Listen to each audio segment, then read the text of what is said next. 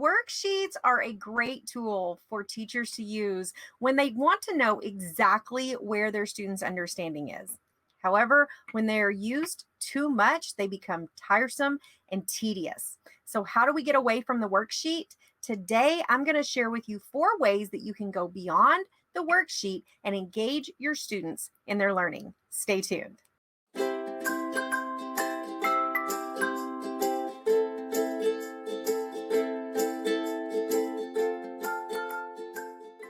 Welcome back, rock stars. I'm Farah from Farah Henley Education, where I strive to bring you actionable tips, strategies, and simple systems to take back into your classroom to make your teacher life a little easier and help you have bigger impact in your students' learning. If you're new here, be sure and hit that like and subscribe button and click that little bell so that you get notified when we go live or upload a new video here on the channel. Also, make sure that you click over after the video and join one of our teacher communities. The link will be in the description down below. We have a K2 and 3-5 community, and we know that often the best professional development is the teacher next door. So I asked you at the beginning of this, what are some ways that we can go beyond the worksheet to engage our students' learning? Now listen, if you have been using worksheets in your classroom, I do not want you to feel like you are less of a teacher because you use worksheets. That's not what this training is about, or that's not what this video is about.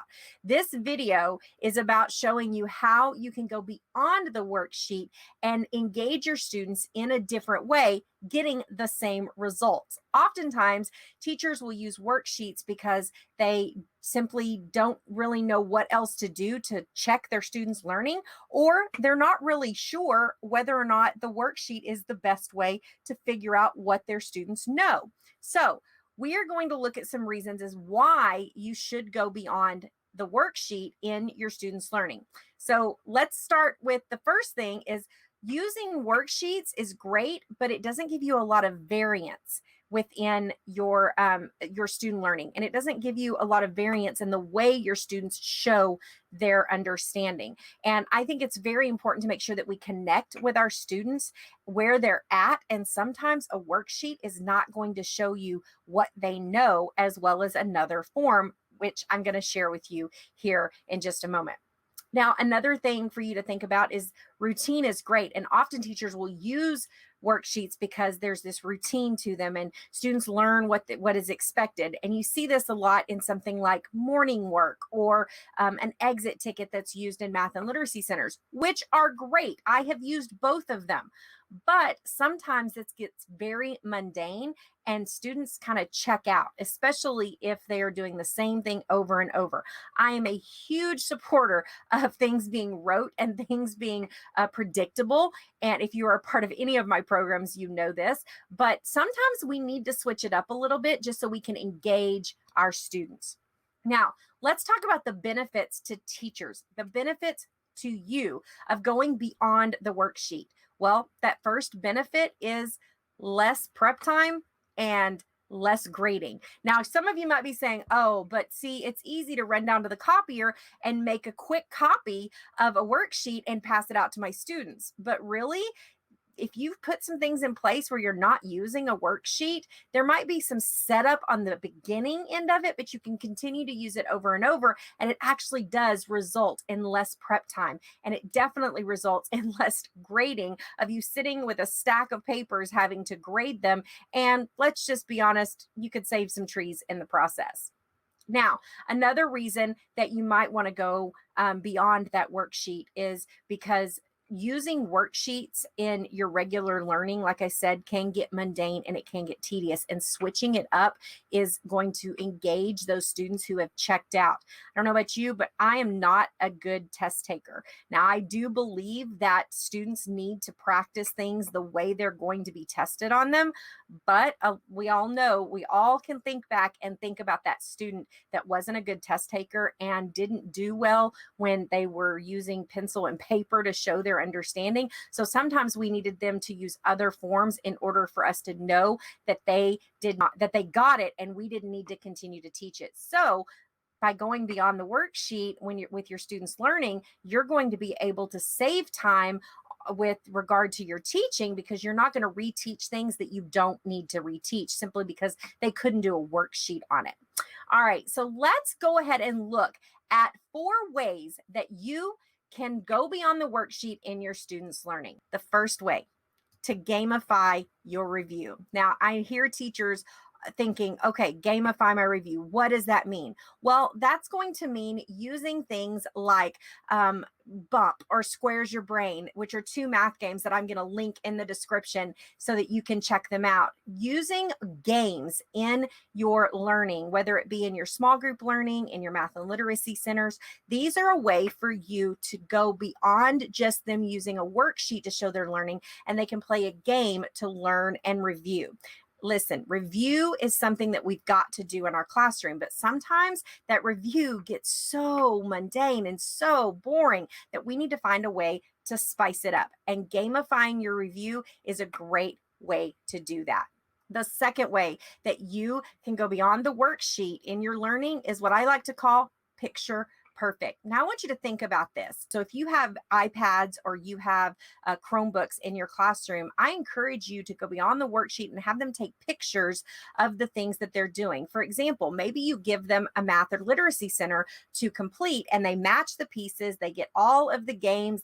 Maybe they're clipping, they're doing clip cards or it's task cards. And instead of filling out a worksheet to show the answers, maybe they take a picture of it with their device, and then they can post it to something like Seesaw, or they can post it in Google Classroom. So you could post those questions around the room and then have them carry a device and answer the questions on video. So have them explain their answers with words as opposed to just writing it down on a worksheet, and then they could post that into a digital classroom as well. That's a way for you to eliminate the worksheet but still see the finished product of their work, and you're going to be able to know that they got the concept, and you are going to be able to add that into, say, their portfolio and their learning portfolio. And it's great for you to share at parent-teacher conferences as well, because you have a visual that you can show of the students' learning. The next thing that I want you to think about whenever you're going beyond that worksheet is to get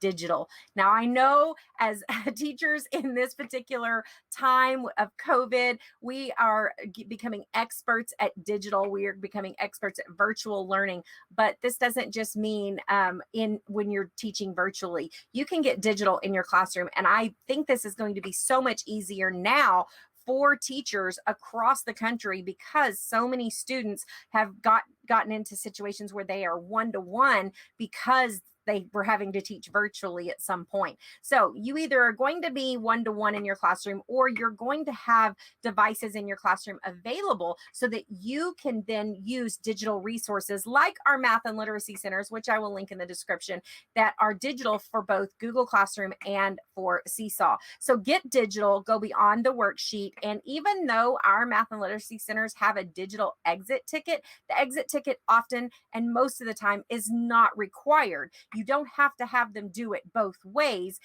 You can have them just complete the digital activity, and then they can upload that to the Google Classroom or to Seesaw, and you will have their product right there. The fourth way that you can eliminate the worksheet is to focus on process over product. I kind of alluded to this in the second way when I said getting picture perfect, but having them take pictures of the process along the way as opposed to just the end product is going to do a couple of things. One, it's going to give you a snapshot of the way they're thinking when they're actually completing an assignment, but it's also going to give you clear indications of where they missed things. So if you are teaching something like fractions and they just cannot seem to pass the test or pass an assessment that you give them, that often is going to be some sort of worksheet or pencil paper activity. If they just can't seem to pass it, don't assume they've just missed the whole thing. By focusing on process over product, you are going to be able to see exactly where the breakdown in the learning was, and you are going to be able to hit that head on and not waste your time teaching things that they already got. You can focus on exactly what the problem was and hit that head on. Now, just to recap, I shared with you 4 ways that you could go beyond the worksheet to engage your students' learning so that you can spice it up in your classroom. The first one was to gamify your review. The second one is get picture perfect. Have them take a picture of it as opposed to turning a worksheet in. The next one is to go digital, and that means just typically using those typical digital activities that we've been assigning in our virtual classroom. You can still use those when you get back in the classroom in person. And if you are in person now and not teaching virtually, just because you're teaching in person doesn't mean you can't use digital activities. And the last one, and probably my favorite of all 4, is focus on process over product. That right there is going to be key so that you can know where the breakdown in learning is and you can focus on that as opposed to reteaching things you don't need to reteach. And then you can get them to the end product. If you're looking for more tips, strategies, and simple systems to take back into your classroom to make your teacher life a little easier, check out the videos on your screen. Thanks for watching and keep being an educational rock star.